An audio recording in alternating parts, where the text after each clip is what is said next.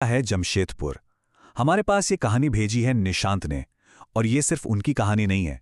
ये एक ऐसा वाकया है जिसने ना सिर्फ उनके परिवार को बल्कि कह सकते हैं पूरे के पूरे मोहल्ले की दुनिया ही पलट कर रख दी।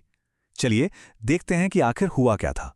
जरा सोचिए, एक ऐसा मोहल्ला जहां दिन भर बच्चों के खेलने की हंसने की आवाजें आती हों, लेकिन जैसे ही सूरज ढलता एकदम कब्रिस्तान जैसी खामोशी। निशांत बताते हैं कि शाम होते ही सब अपने अपने घरों के दरवाजे खिड़कियां बंद कर लेते थे, बिल्कुल ऐसे जैसे बाहर कोई कोई अनजानी ताकत घूम रही हो। तो ये कहानी है छोटा गोविंदपुर की।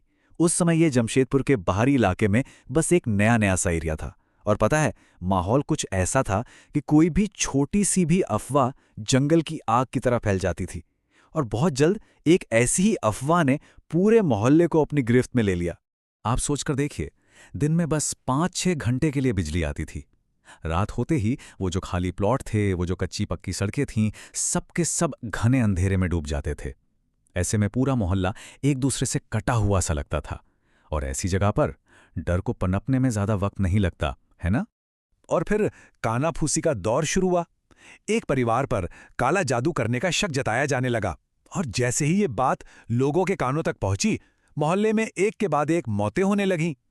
ये एक ऐसा सिलसिला था जिसने लोगों के छोटे से शक को एक भयानक यकीन में बदल दिया। तो हुआ ये कि निशांत के पड़ोस में एक परिवार था जो जरा अपने में ही रहता था, किसी से ज्यादा मिलना जुलना नहीं। लोगों का ध्यान उन पर तब गया जब उनके घर के आंगन में लगा एक हरा भरा अमरूद का पेड़ रातों रात सूखकर कांटा हो गया। और फिर इसके कुछ ही हफ्तों बाद उस घर के मालिक की भी एक अजीब रहस्यमयी तरीके से मौत हो गई। पर कहानी यही नहीं रुकी। इसके बाद जो हुआ उसने तो पूरे मोहल्ले को झंझोड़ कर रख दिया। कुछ ही हफ्तों के अंदर मोहल्ले के 3 जवान लड़के एक के बाद एक मर गए। एक की लाश ट्रेन की पटरी पर मिली, दूसरे ने अपने ही घर में फांसी लगा ली और तीसरा पास के डैम में डूब गया। अब ये सिर्फ अफवाह या डर नहीं था, ये मातम था।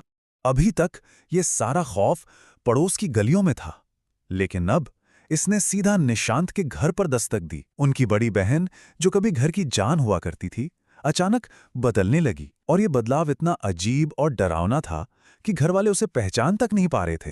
वो बहन जो हमेशा हंसती खेलती, जिंदादिली से भरी रहती थी, अब बस एक जीती जागती परछाई बन गई थी। खाना पीना छोड़ दिया, कॉलेज जाना बंद, और बस चुपचाप किसी कोने में बैठी रहती या फिर अचानक रोने लगती। और फिर एक दोपहर कुछ ऐसा हुआ जिसने परिवार के पैरों तले से जमीन ही खींच ली। उन्होंने अपनी बेटी के कमरे से किसी मर्द की आवाज सुनी। जब वो घबराकर अंदर गए तो जो देखा वो यकीन से परे था। उनकी बेटी उनके ठीक सामने एक भारी मर्दाना आवाज में नमाज पढ़ रही थी। और ये तो बस शुरुआत थी। देखते ही देखते उसकी आंखें पूरी तरह सफेद हो जाती। वो ऐसी अरबी में गालियां देने लगती जो उसने कभी सीखी ही नहीं थी। उसके अंदर इतनी इतनी ज्यादा ताकत आ जाती कि 4-4 लोग मिलकर भी उसे काबू नहीं कर पाते थे। और सबसे हैरान करने वाली बात, वो बिना घड़ी देखे दिन में ठीक 5 बार नमाज के एकदम सही वक्त पर बैठ जाती थी। अब घर में रहना एक तरह से नामुमकिन हो गया था। अपनी बेटी की ये हालत देखकर परिवार बिल्कुल टूट चुका था। उन्होंने हर उस दरवाजे पर दस्तक दी जहां से भी उम्मीद की एक छोटी सी किरण भी नजर आती हो। ये एक ऐसा सफर था जो उन्हें अंधविश्वास और डर की और भी गहरी खाइयों में ले जाने वाला था। उनकी ये खोज उन्हें 3 लोगों के पास ले गई। सबसे पहले थे राजू, एक लोकल आदमी जिन्हें इन सब चीजों की थोड़ी बहुत समझ थी। दूसरे थे ताजी बाबा, एक मौलवी। और तीसरे एक सिद्ध पुरुष। लेकिन हर कोशिश के साथ ये खौफ कम होने की जगह और बढ़ता ही चला गया। तो पहली कोशिश तो एक बुरी तरह से फेलियर साबित हुई। राजू रात को छत पर पहरा देने के लिए सोया हुआ था, लेकिन उस चीज ने उसे चारपाई के साथ उठाकर नीचे फेंक दिया। वो बेचारा इतना डर गया कि आधी रात को ही वहां से भाग खड़ा हुआ और जाते जाते बस इतना बोला, ये चीज मेरे बस की नहीं है। इसके बाद नंबर आया ताजी बाबा का, जो एक मौलवी थे। उन्हें बुलाया गया। उन्होंने घर में कुछ पढ़ा और कोनों से कुछ सड़ी हुई कील, बाल और हड्डियां निकालकर दिखाएं। और मानो कोई चमत्कार हो गया हो। निशांत की बहन एकदम ठीक हो गई, बिल्कुल पहले जैसी। परिवार की तो जैसे जान में जान आ गई। उन्हें लगा चलो बुरा सपना खत्म हुआ। सबको लगा कि चलो आखिरकार बुरा वक्त खत्म हुआ। बेटी ठीक हो चुकी थी, घर में फिर से सुकून था। लेकिन क्या ये सच में खत्म हो गया था?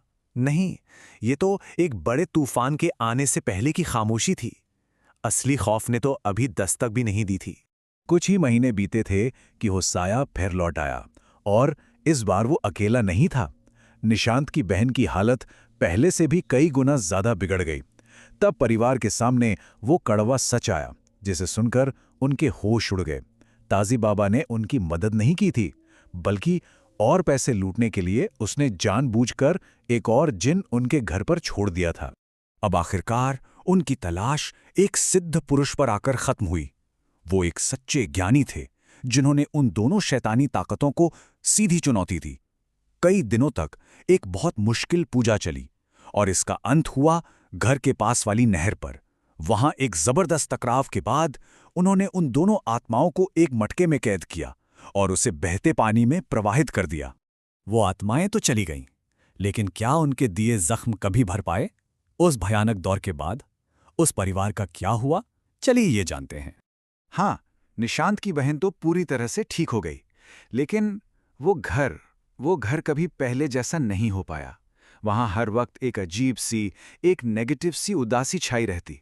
कभी-कभी तो पीछे के कमरों से किसी के सिसकने की आवाजें भी आती थीं।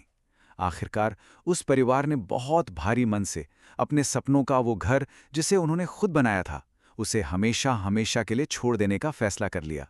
वक्त बीतता गया। 1-2 साल नहीं, पूरे 26 साल बीत गए।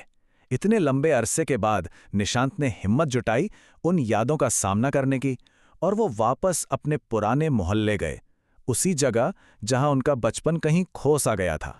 लेकिन वो अपने उस घर के पास तक जाने की हिम्मत नहीं कर पाए।